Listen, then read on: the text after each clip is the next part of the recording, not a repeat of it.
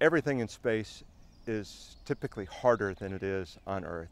Things as simple as going to the bathroom, where on Earth gravity helps things go where you want them to go, and they're flushed away with water. In space, the gravity doesn't work, and so you use the movement of air to help move waste products and keep things controlled. And same for taking a shower in the morning. We don't have a shower on board the space station because the water wouldn't know how to find the drain. And so we use just soap and water on a cloth and take like just a simple bath to wash up like that. And really in things like washing your hair. You can wash your hair completely clothed and get a little soapy water on your hair and then scrub it up. The water doesn't fall down onto your clothing. It just sticks to your head and you massage it gently. If you massage it with a lot of energy, then you have droplets of water in a big pattern spraying around your head. And so you learn to be careful with these kinds of things. When you're preparing a meal, things don't stay on the counter.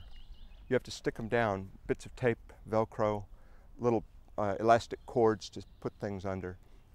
And that same thing's true when you're working on equipment. When you start taking it apart and you take out all the little screws, well, you can't just set them on the workbench.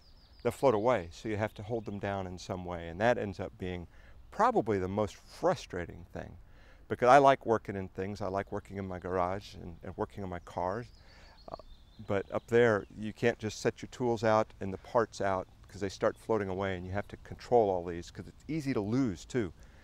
On Earth, when you're working on something and you drop it, you know where to look because it's right around your feet someplace. Up there it can go in any direction, and it's not the environment is full of little places that things can wedge and hide. Eventually it'll end up in an air vent, in an air filter, but sometimes it could hide from you for a long time. On my first space shuttle mission, I lost my fork. We each have our eating kit. I lost my fork on the second day of the mission. Like, I don't have my fork. And so I ate with a spoon and a knife for the rest of the flight. And as we were packing up to come home 2 weeks later, my fork came floating out from some corner. Well, food is a lot like camping food. Most of the US food is freeze-dried. So you add water and let it sit for a bit, and it rehydrates and becomes something you'd recognize, like vegetables or mashed potatoes or shrimp cocktail. Some is in foil packs where we have meats. You'll have a pork chop in a bag, in a foil pouch, and you heat it up and open it up. Breads are also a problem because regular bread has crumbs. You finish eating a sandwich on Earth and on your plate you have these crumbs. In space they don't go to the plate, they go into the air.